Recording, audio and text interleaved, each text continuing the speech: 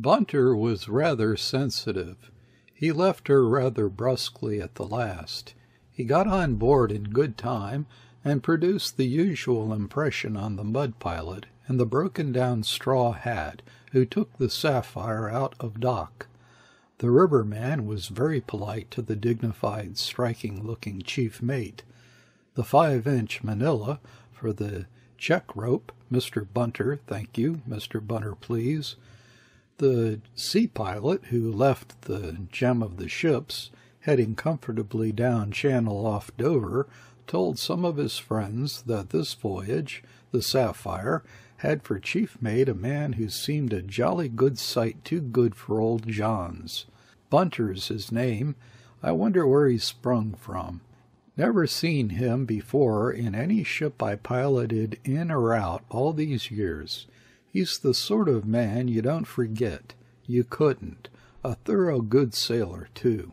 And won't old John's just worry his head off, unless the old fool should take fright at him, for he does not seem the sort of man that would let himself be put upon without letting you know what he thinks of you. And that's exactly what old John's would be more afraid of than anything else. As this is really meant to be the record of a spiritualistic experience which came, if not precisely to Captain Johns himself, at any rate to his ship, there is no use in recording the other events of the passage out. It was an ordinary passage. The crew was an ordinary crew. The weather was of the usual kind. The black mate's quiet, sedate method of going to work had given a sober tone to the lift of the ship. Even in gales of wind, everything went on quietly somehow. There was only one severe blow which made things fairly lively for all hands for the full 24 hours. That was off the coast of Africa, after passing the Cape of Good Hope. At the very height of it, several heavy seas were shipped with no serious results, but there was a considerable smashing of breakable objects in the pantry and in the staterooms. Mr. Bunter, who was so greatly respected on board, found himself treated scurvily by the Southern Ocean, which, bursting open the door of his room like a ruffianly burglar, carried off several useful things, and made all the others extremely wet. Later on the same day, the Southern Ocean caused the Sapphire to lurch over in such an unrestrained fashion that the 2 drawers fitted under Mr. Bunter's sleeping berth flew out altogether, spilling all their contents, though they ought, of course, to have been locked, and Mr. Bunter had only to thank himself for what had happened. He ought to have turned the key on each before going out on deck. His consternation was very great. The steward, who was paddling about all the time with swabs, trying to dry out the flooded cuddy, heard him exclaim "Hallo!" in a startled and dismayed tone. In the midst of his work, the steward felt a sympathetic concern for the mate's distress. Captain Johns was secretly glad when he heard of the damage. He was indeed afraid of his chief mate, as the sea pilot had ventured to foretell, and afraid of him for the very reason the sea pilot had put forward as likely. Captain Johns, therefore, would have liked very much to hold that black mate of his at his mercy in some way or other, but the man was irreproachable, as near absolute perfect as could be, and Captain Johns was much annoyed, and at the same time congratulated himself on the chief officer's efficiency. He made a great show of living sociably with him, on the principle that the more friendly you are with a man, the more easily you may catch him tripping, and also for the reason that he wanted to have somebody who would listen to his stories of manifestations, apparitions, ghosts, and all the rest of the imbecile spook lore. He had it all at his fingers' ends, and he spun those ghostly yarns in a persistent, colorless voice, giving them a futile turn, peculiarly his own. "I like to converse with my officers," he used to say. "There are masters that hardly ever open their mouths from beginning to end of a voyage, for fear of losing their dignity. What's that, after all, this bit of position a man holds?" His sociability was mostly to be dreaded in the second dog watch, because he was one of those men who grow lively towards the evening, and the officer on duty was unable to find excuses for leaving the poop. Captain Johns would pop up the companion suddenly, and sliding up in his creeping way to poor Bunter as he walked up and down, would fire into him some spiritualistic proposition such as, "Spirits, male and female, show a good deal of refinement in a general way, don't they?"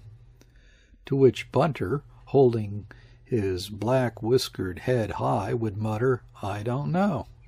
"Ah, that's because you don't want to. You are the most obstinate, prejudiced man I've ever met, Mr. Bunter. I told you you may have any book out of my bookcase. You may just go into my stateroom and help yourself to any volume."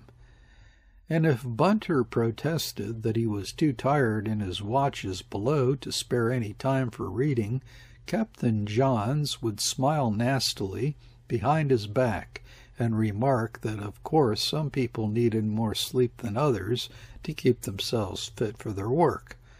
If Mr. Bunter was afraid of not keeping properly awake when on duty at night, that was another matter. "But I think you borrowed a novel to read from the second mate the other day. A trashy pack of lies," Captain John sighed. "I am afraid you are not a spiritually minded man, Mr. Bunter. That's what's the matter."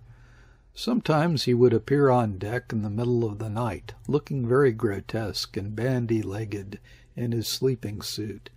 At that sight the persecuted Bunter would wring his hands stealthily and break out into moisture all over his forehead. After standing sleepily by the binnacle, scratching himself in an unpleasant manner, Captain Johns was sure to start on some aspect or other of his only topic. He would, for instance, discourse on the improvement of morality to be expected from the establishment of general and close intercourse with the spirits of the departed. The spirits, Captain Johns thought, would consent to associate familiarly with the living if it were not for the unbelief of the great mass of mankind. He himself would not care to have anything to do with a crowd that would not believe in his, Captain John's, existence. Then why should a spirit? This was asking too much. He went on breathing hard by the binnacle and trying to reach round his shoulder blades, then, with a thick, drowsy severity, declared, "Incredulity, sir, is the evil of the age." It rejected the evidence of Professor Cranks and of the journalist chap. It resisted the production of photographs. For Captain Johns believed firmly that certain spirits had been photographed. He had read something of it in the papers, and the idea of it having been done had got a tremendous hold on him, because his mind was not critical. Bunter said afterwards that nothing could be more weird than this little man, swathed in a sleeping suit 3 sizes too large for him, shuffling with excitement and the moonlight near the wheel and shaking his fist at the serene sea. "Photographs, photographs," he would repeat, in a voice as creaky as a rusty hinge. The very helmsman just behind him got uneasy at that performance, not being capable of understanding exactly what the old man was kicking up a row with the mate about. Then Johns, after calming down a bit, would begin again. "The sensitized plate can't lie. No, sir. Nothing could be more funny than this ridiculous little man's conviction, his dogmatic tone. Bunter would go on swinging up and down the poop like a deliberate, dignified pendulum. He said not a word, but the poor fellow had not a trifle on his conscience, as you know, and to have imbecile ghosts ram down his throat like this on the top of his own worry nearly drove him crazy.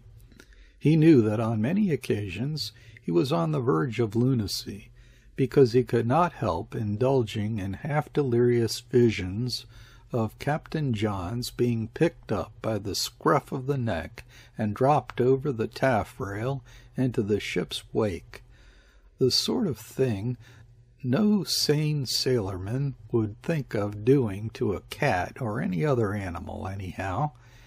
He imagined him bobbing up, a tiny black speck left far astern in the moonlit ocean. I don't think that even at the worst moments Mr. Bunter really desired to drown Captain Johns. I fancy that all his disordered imagination longed for was merely to stop the ghostly inanity of the skipper's talk. But all the same, it was a dangerous form of self-indulgence. Just picture to yourself that ship in the Indian Ocean on a clear tropical night, with her sails full and still, the watch on deck stowed away out of sight, and on her poop, flooded with moonlight, the stately black mate walking up and down, with measured, dignified steps, preserving an awful silence, and that grotesquely mean little figure in striped flannelette, alternately creaking and droning of personal intercourse beyond the grave. It makes me creepy all over to think of, and sometimes the folly of Captain Johns would appear clothed in a sort of weird utilitarianism. How useful it would be if the spirits of the departed could be induced to take a practical interest in the affairs of the living. What a help, say, to the police, for instance, in the detection of crime. The number of murders, at any rate, would be considerably reduced, he guessed with an air of great sagacity. Then he would give way to grotesque discouragement. Where was the use of trying to communicate with people that had no faith, and more likely than not would scorn the offered information? Spirits had their feelings. They were all feelings in a way, but he was surprised at the forbearance shown towards murderers by their victims. That was the sort of apparition that no guilty man would dare to pooh-pooh, and perhaps the undiscovered murderers, whether believing or not, were haunted. They wouldn't be likely to boast about it, would they? For myself, he pursued, in a sort of vindictive, malevolent whine, if anybody murdered me, I would not let him forget it. I would wither him up. I would terrify him to death. The idea of his skipper's ghost terrifying anyone was so ludicrous that the black mate, little disposed to mirth as he was, could not help giving vent to a weary laugh. And this laugh, the only acknowledgment of a long and earnest discourse, offended Captain Johns. "What's there to laugh at in this conceited manner, Mr. Bunter?" he snarled. "Supernatural visitations have terrified better men than you. Don't allow me enough soul to make a ghost of it."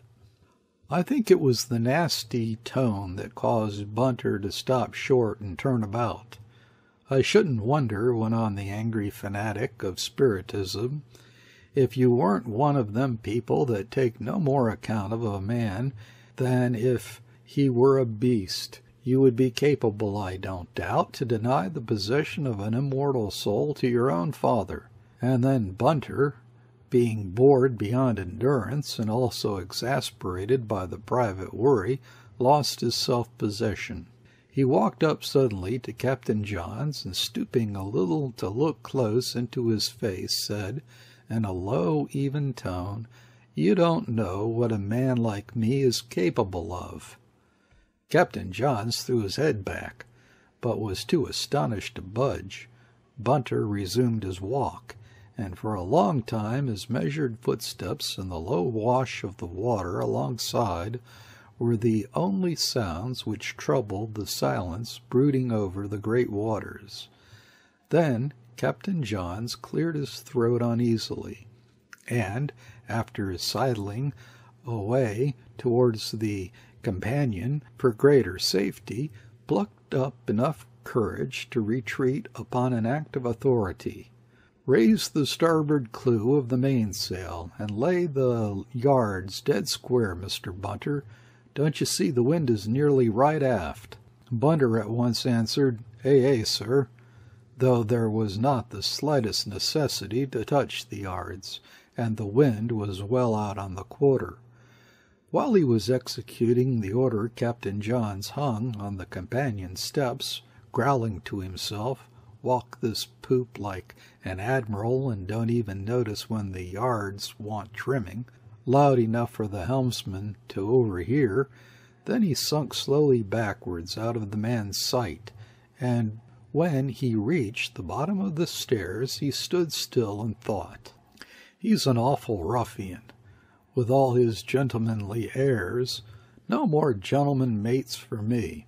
2 nights afterwards he was slumbering peacefully in his berth, when a heavy thumping just above his head, a well-understood signal that he was wanted on deck, made him leap out of bed, broad awake in a moment. "What's up?" he muttered, running out barefooted. On passing through the cabin he glanced at the clock. It was the middle watch. "What on earth can the mate want me for?" he thought. Bolting out of the companion, he found a clear, dewy, moonlit night and a strong, steady breeze.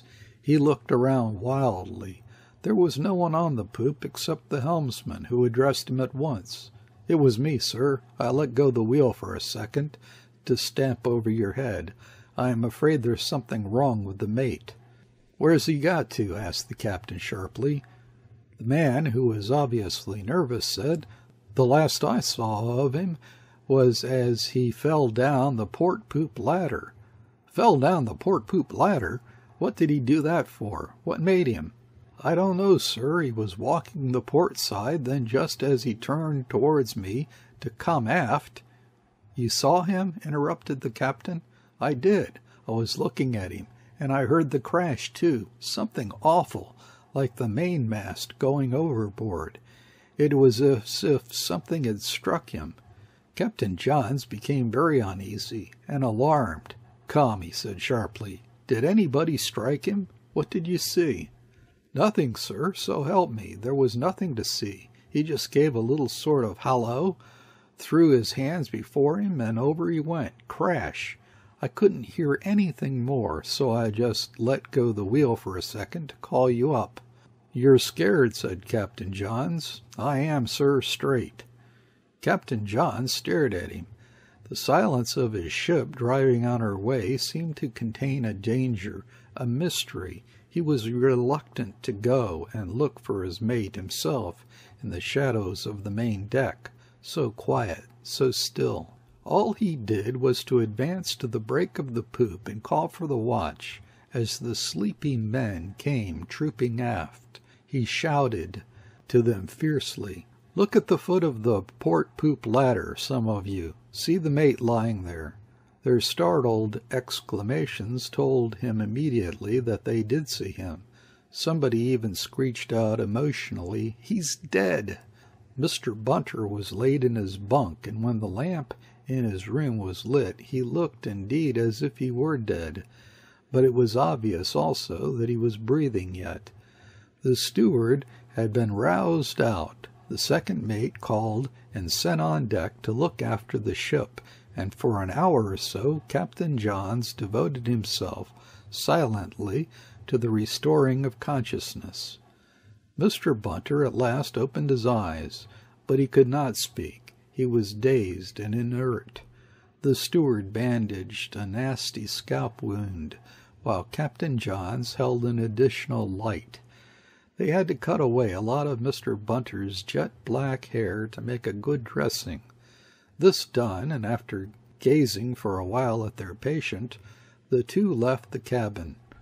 "A rum go, the steward?" said Captain Johns in the passage. "Yes, sir. A sober man, that's right in his head, does not fall down a poop ladder like a sack of potatoes. The ship's as steady as a church." "Yes, sir. Fit of some kind, I shouldn't wonder." "Well, I should. He doesn't look as if he were subject to fits and giddiness. Why, the man's in the prime of life. I wouldn't have another kind of mate, not if I knew it. You don't think he has a private store of liquor, do you, eh? He seemed to me a bit strange in his manner several times lately. Off his feed, too, a bit, I noticed." "Well, sir, if he ever had a bottle or two of grog in his cabin, that must have gone a long time ago. I saw him throw some broken glass overboard after the last gale we had, but that didn't amount to anything. Anyway, sir, you couldn't call Mr. Bunter a drinking man." "No," conceded the captain reflectively, and the steward, locking the pantry door, tried to escape out of the passage, thinking he could manage to snatch an hour of sleep before it was time for him to turn out for the day. Captain Johns shook his head. "There's some mystery there. There's special providence that he didn't crack his head like an eggshell on the quarter-deck mooring bitts, sir. The men tell me he couldn't have missed them by more than an inch." And the steward vanished skillfully. Captain John spent the rest of the night and the whole of the ensuing day between his own room and that of the mate. In his own room he sat with his open eyes reposing on his knees, his lips pursed up, and the horizontal furrows of his forehead marked very heavily.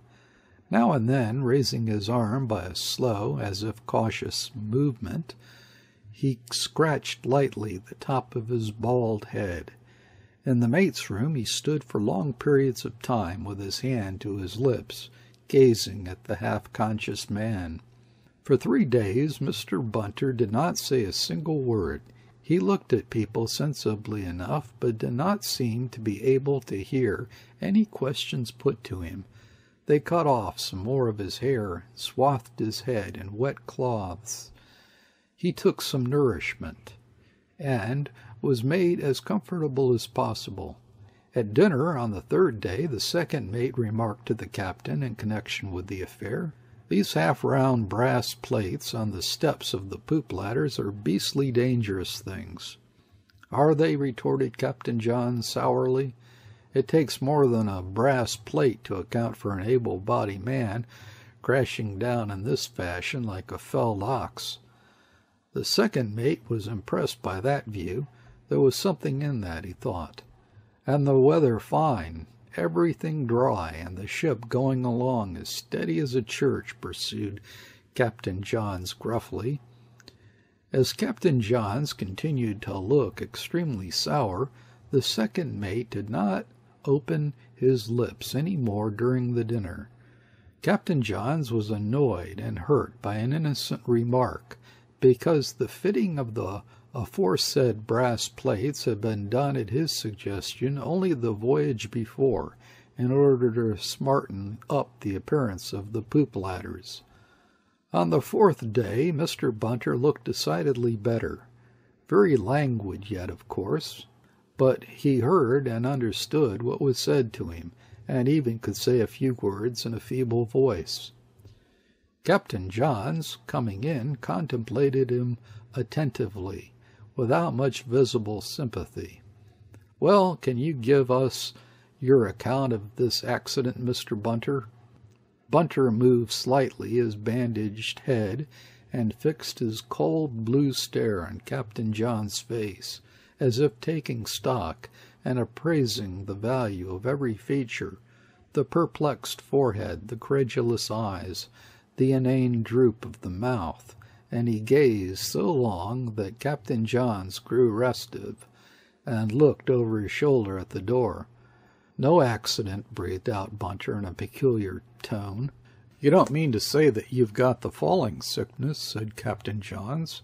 "How would you call it, signing as chief mate of a clipper with a thing like that on you?" Bunter answered only by a sinister look. The skipper shuffled his feet a little. "Well, what made you have that tumble, then?"